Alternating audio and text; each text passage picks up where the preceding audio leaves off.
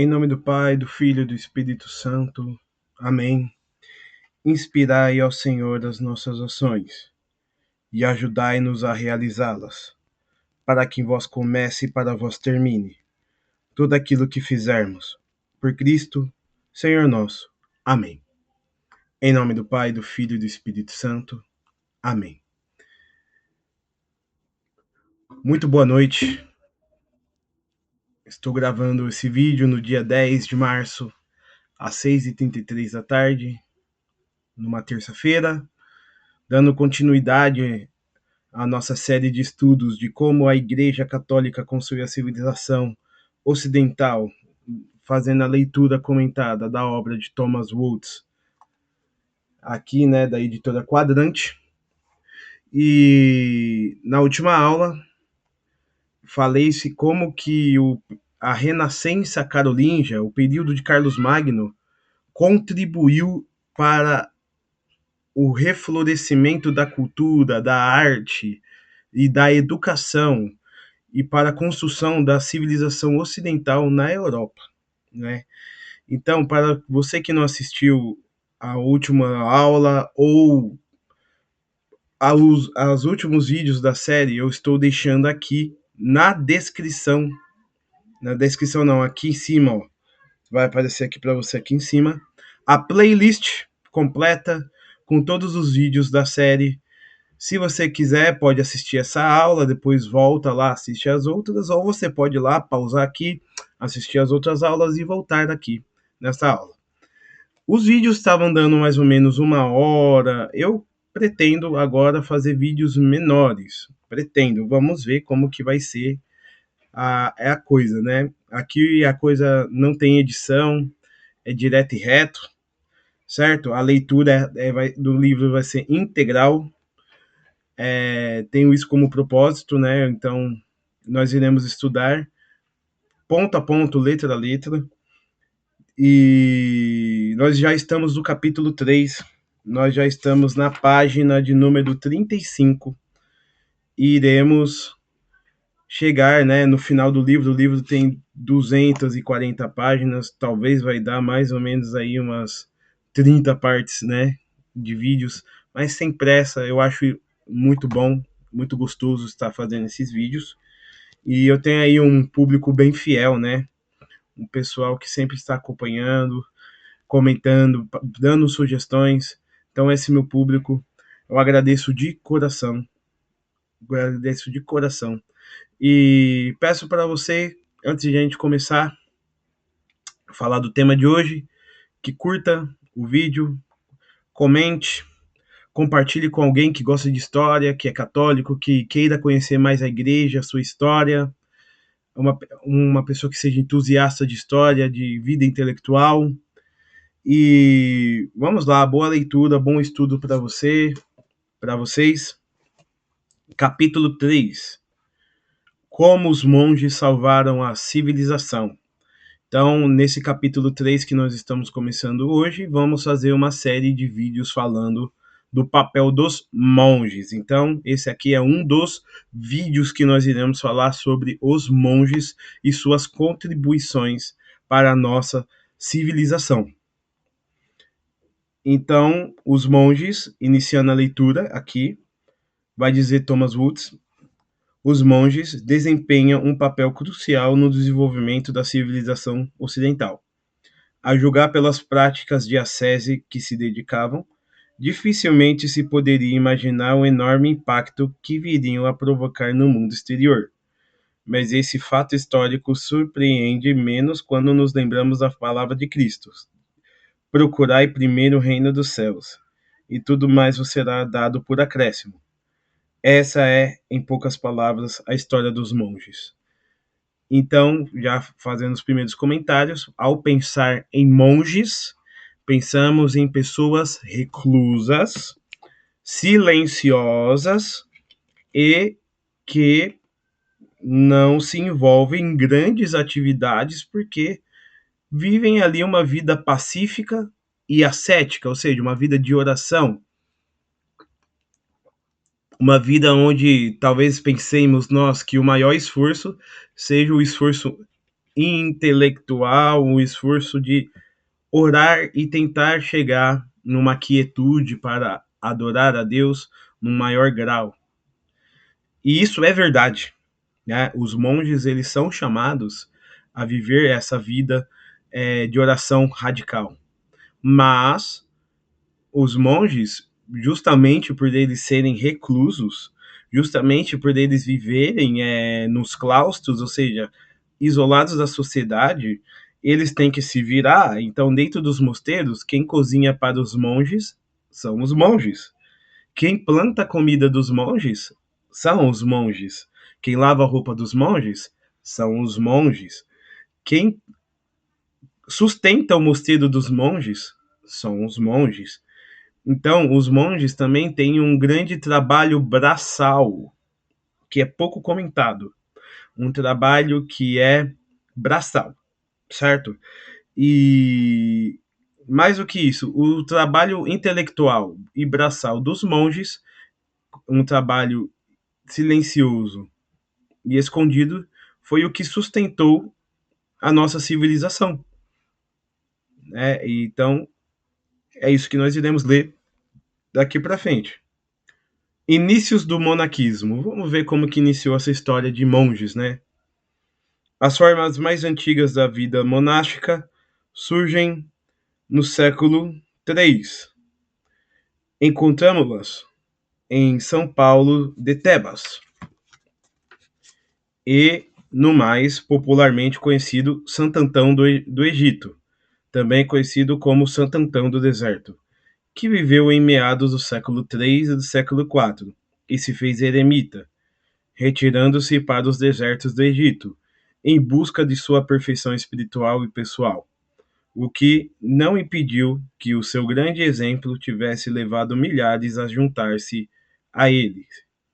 A vida dos eremitas tinha por características que se retiravam para um lugar remoto e solitário, a fim de poderem renunciar às coisas mundanas e concentrar-se intensamente na sua vida espiritual. Viviam sozinhos, ou em grupos de 2 ou 3. Habitavam em cavernas ou em cabanas simples. Sustentavam-se com o que pudessem produzir nos seus pequenos campos, ou com trabalhos como fábrico manual de cestos. A ausência de uma autoridade que dirigisse o seu regime espiritual levou algum deles a observar práticas espirituais e penitenciais pouco comuns.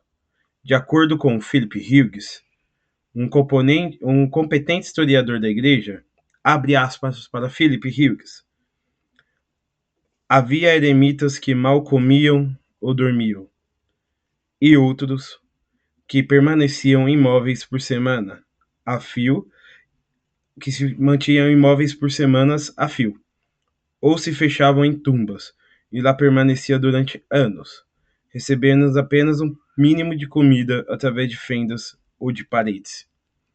Então, o primeiro movimento, agora comentários meus, tá?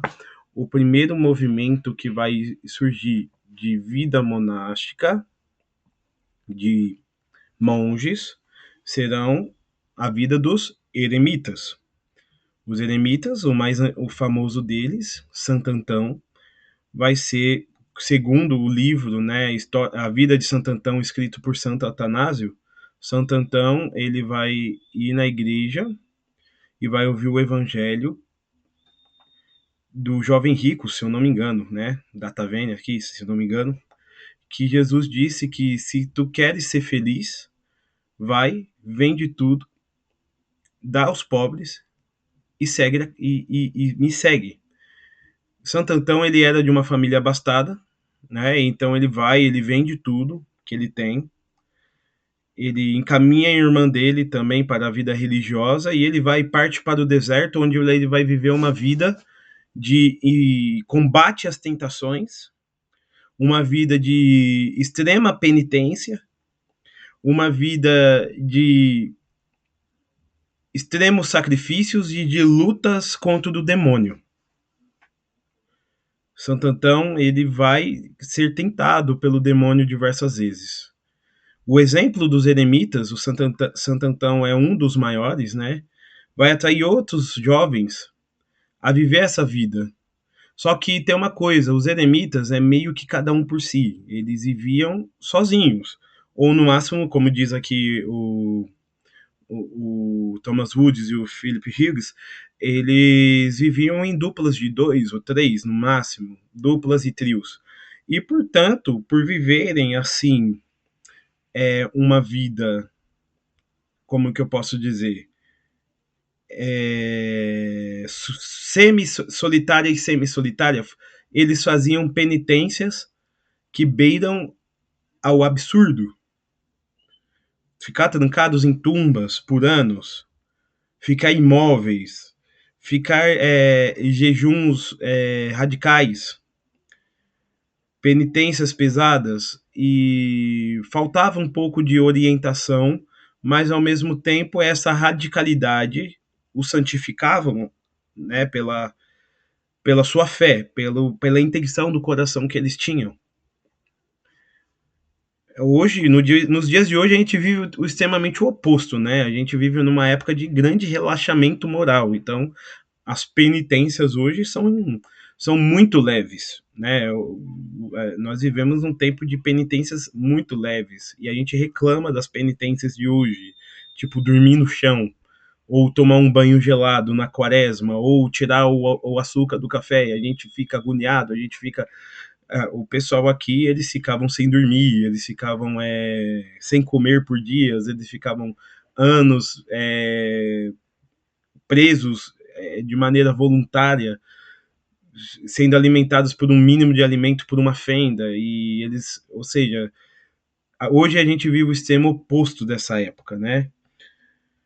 Então, a primeira forma de vida monástica vai ser essa vida de eremita, a vida do monge solitário, dos pequenos grupos do deserto, que vão viver uma vida espiritual profunda, mas porém sem nenhuma liderança, certo? O monaquismo cenobítico, monges que passaram a viver juntos no mosteiro, com o qual estamos mais familiarizados, desenvolveu-se em parte como uma reação contra a vida dos eremitas, em reconhecimento de que os homens devem viver em comunidade. Essa foi a posição de São Basílio Grande, que desempenhou um papel importante no desenvolvimento do monaquismo oriental. Não obstante, a vida eremítica nunca desapareceu completamente. 1000 anos depois de São Paulo de Tebas, um eremita foi eleito papa com o nome Celestino V. O monaquismo oriental influenciou o Ocidente de muitas maneiras, através das viagens de Santo Atanásio, por exemplo, e dos escritos de João Cassiano, um homem do Ocidente que conhecia bem as práticas orientais. Mas o monaquismo ocidental deve muito mais a um dos seus próprios monges, São Bento de Núrcia. São Bento estabeleceu 12 pequenas comunidades de monte em Subiaco, a 38 milhas de Roma, e depois 50 milhas ao sul, e foi fundado Monte Cassino, o grande mosteiro pelo qual é lembrado. Foi aqui, por volta do ano de 529, que compôs a famosa regra de São Bento, cuja excelência se reflete o fato de ter sido universalmente adotada em toda a Europa ocidental nos séculos posteriores. A moderação dessa regra, assim como a sua estrutura e ordem, facilitou a sua difusão pela Europa. Contrariamente aos mosteiros irlandeses, que eram conhecidos pelas suas severas privações, mas que apesar disso atraíam um considerável número de homens, os mosteiros beneditinos asseguravam aos seus monges alimentação e descanso adequados, ainda que, durante os tempos penitenciais, o regime pudesse tornar-se mais austero. O monge beneditino típico vivia no nível material comparável a dos camponeses italianos da época. Pessoal, então a vida monástica cenobítica, né, o monaquismo cenobítico, que é os mais comum hoje, né, os monges que vivem em mosteiros, eles vão surgir na igreja oriental, né?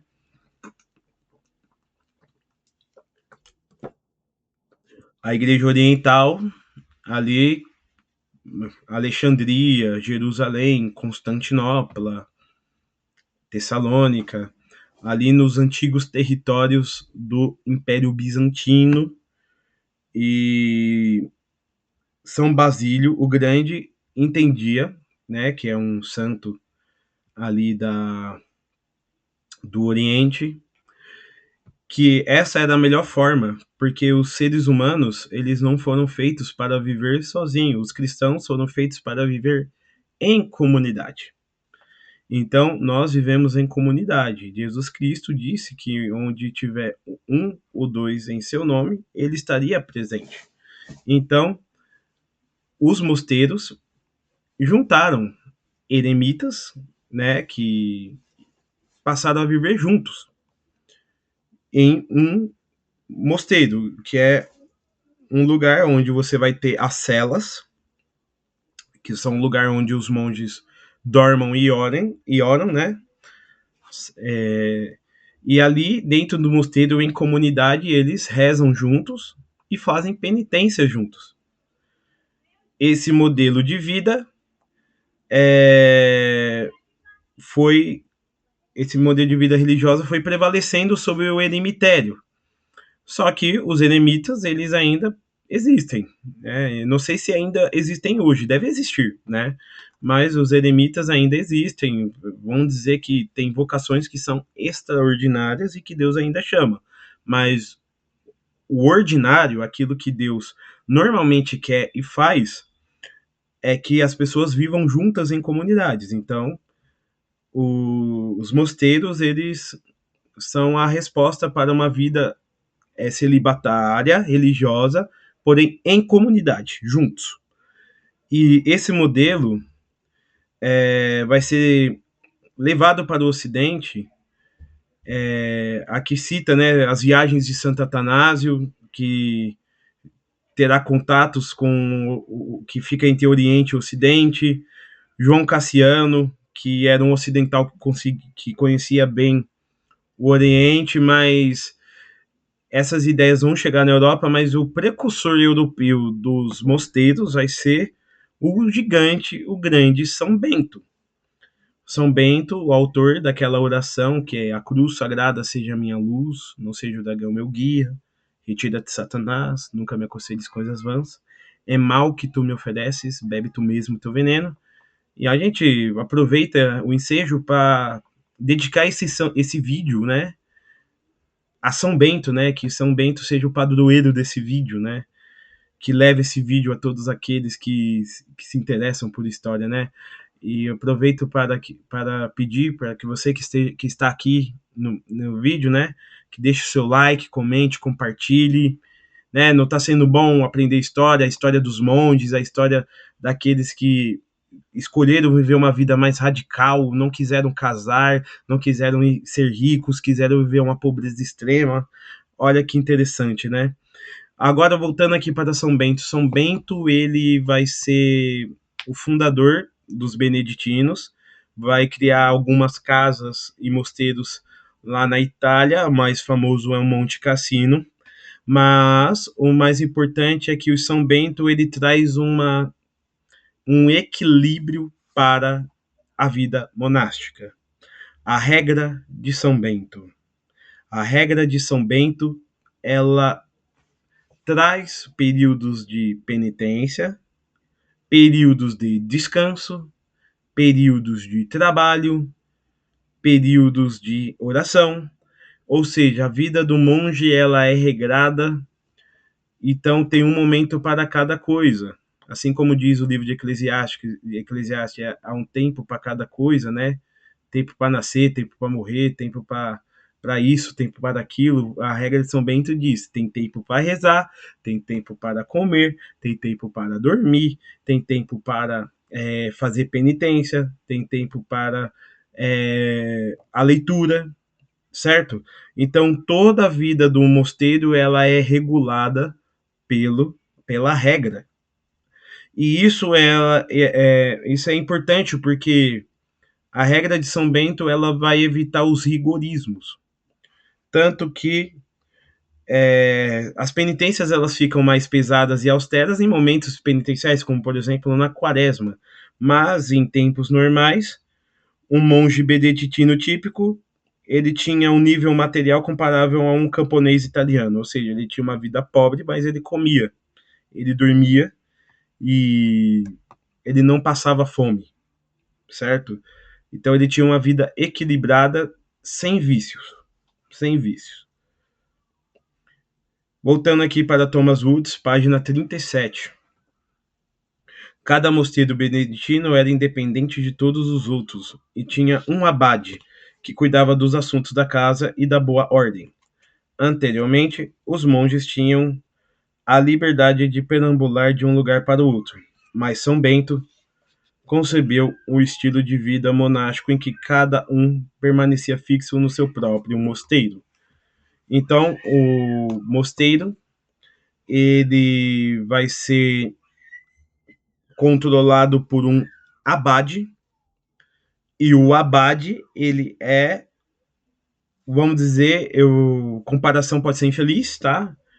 Mas o abade ele é o bispo do mosteiro, tá? Ele não é um bispo, tá? Ele é um monge que vai ser eleito, designado, às vezes escolhido pelo bispo, às vezes escolhido pelo papa, às vezes eleito pelos irmãos, para que seja o superior. E a partir de então, ele vai regular as regras da casa. E qualquer problema ali, ele responde.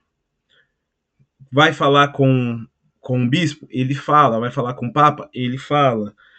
E vai ordenar a casa? Ele fala. Qualquer dúvida com ele. Ele é o superior. Entendeu? Ele é o superior. E inicialmente os monges eles podiam ficar perambulando por aí, mas São Bento viu que cada monge deve pertencer ao seu mosteiro, iniciando então a vida de clausura. Uma vez monge, você entra no mosteiro e lá você permanece até a sua morte. Assim, uma vez que você entra para o mosteiro, você fica dentro da clausura. Só pode sair com autorização do abade, certo? Só pode sair com autorização do abade. Voltando para Thomas Woods, página 38. São Bento também eliminou da existência do monge qualquer vestígio do seu passado no mundo, quer tivesse sido de grande riqueza ou de servidão e miséria, porque todos eram iguais em Cristo. O abade beneditino, abre aspas, não deve fazer distinção entre pessoas do mosteiro. Um homem livre não deve ser preferido ao outro nascido em servidão, a menos que haja uma causa razoável, porque sejamos escravos ou livres, somos todos um em Cristo. Deus não faz acepção de pessoas. Fecha aspas. Então, quem poderia se tornar um monge? Qualquer pessoa. Na Idade Média, era comum a gente ter duas classes sociais distintas, que era a classe dos camponeses e a classe dos nobres. A classe dos nobres são os que têm as terras, os senhores, e os camponeses são aqueles que servem aos senhores e que não têm as terras. E dentre os camponeses, ou os não nobres, também tem os ferreiros, leiteiros, padeiros, pessoas que trabalham de certa forma o trabalho braçal. E os nobres são aqueles que são os donos dos castelos e aqueles que são responsáveis pela proteção da sociedade, são os guerreiros, cavaleiros. né? São os barões, os duques. E para entrar na ordem beneditina, o critério para você entrar não era sua riqueza. Uma vez lá dentro, se você era da nobreza, nasceu em berço de ouro, você iria viver uma vida austera e de penitência, como alguém que veio dos camponeses e que vive uma vida austera e de penitência. Dentro do mosteiro, não importa quem você foi, entrando lá, você é um irmão. E como você é um irmão, você simplesmente não vai ser maior do que ninguém, porque em Cristo somos todos um, né? Somos todos um em Cristo. Deus não faz acepção de pessoas e dentro do mosteiro essa é uma regra. Sangue nobre ou sangue não nobre, isso no mosteiro é irrelevante. Ao retirar-se para o mosteiro, o monge, voltando à leitura aqui, tá, gente? Ao retirar-se para o mosteiro, o monge propunha-se cultivar uma vida espiritual mais disciplinada e dedicada a trabalhar pela sua salvação num ambiente sobre o regime que favorecesse esse propósito. A intenção dos monges não era levar a cabo não era levar a cabo grandes façanhas em benefícios da civilização europeia. Embora tivesse chegado o momento em que viriam abraçar o trabalho o qual os tempos pareciam chamá-los. Durante o período da Grande Turbulência, a tradição beneditina manteve-se intacta, e as suas casas permaneceram como oásis de ordem e de paz.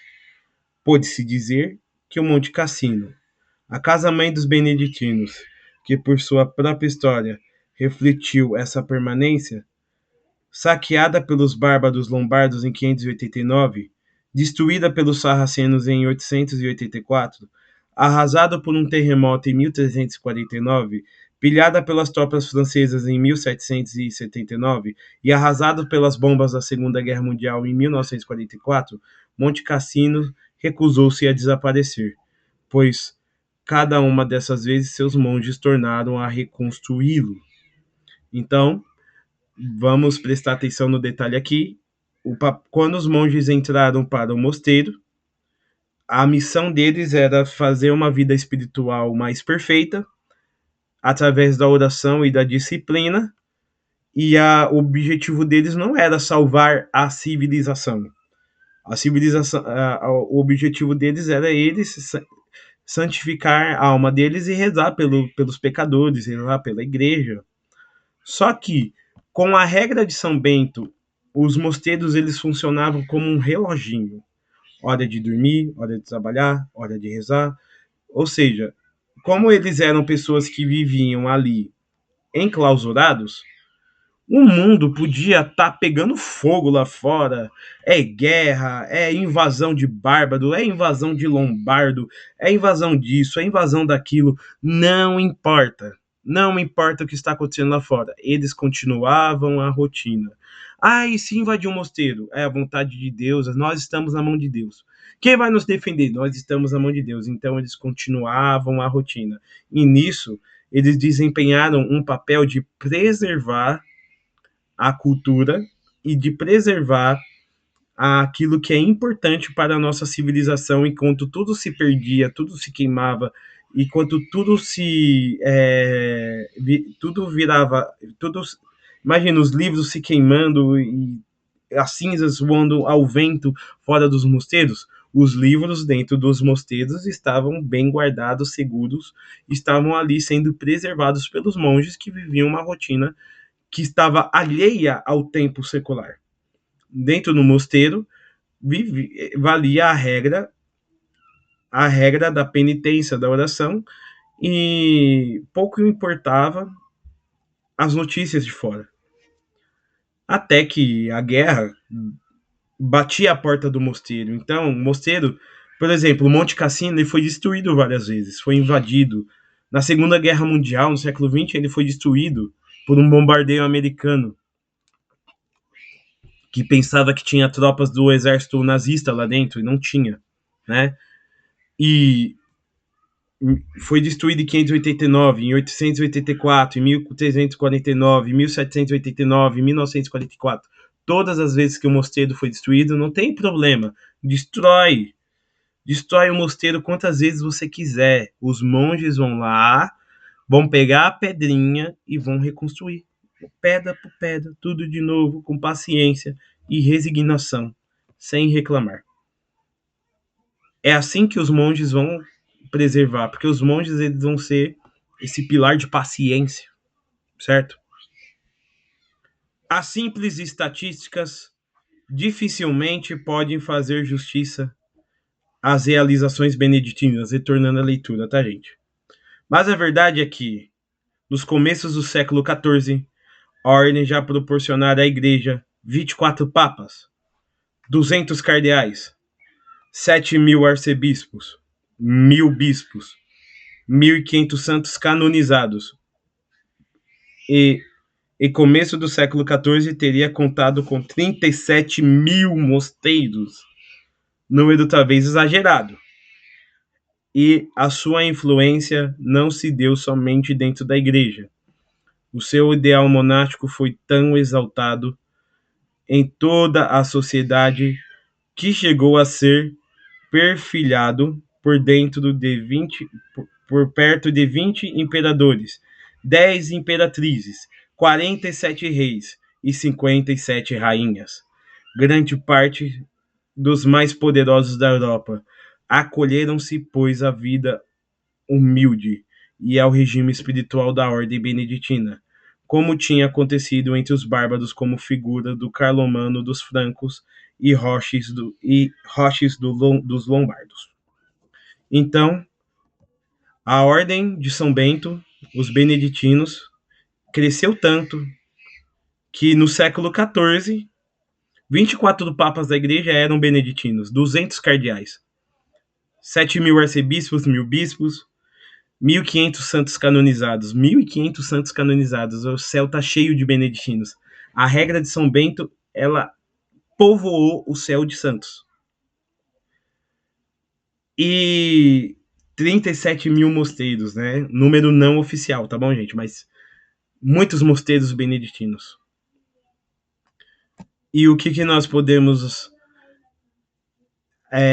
observar também? Que também os beneditinos, eles serviam também como... Eles acolhiam reis e rainhas que no final da sua vida, às vezes viúvos, queriam terminar a sua vida em recolhimento. Então, um rei, uma rainha, no final da vida, depois de governar por tanto tempo, se recolhia e terminava a sua vida com um hábito beneditino, como monge ou como monja. Certo? Aqui uma menção honrosa também à irmã de São Bento, Santa Escolástica, no qual o dia da sua festa na igreja é dia 10 de fevereiro, o dia do meu nascimento. Então, eu posso dizer que eu tenho uma alma beneditina, eu não sou monge, né? Mas sou casado, né? Tudo mais. Mas eu tenho essa intercessora beneditina na minha vida. Então, pessoal, essa foi a aula de hoje. Obrigado pela atenção. Na próxima aula, a gente vai continuar falando do papel dos monges, da parte prática dos monges. Se você gostou do vídeo, curte, comenta, compartilha. E se você quiser sentir no coração, colabore com o Pix para o nosso apostolado. O link, a chave Pix vai estar aqui na descrição do vídeo. Muito obrigado pela atenção e Deus abençoe a todos vocês. Salve Maria Imaculada e que viva Cristo Rei.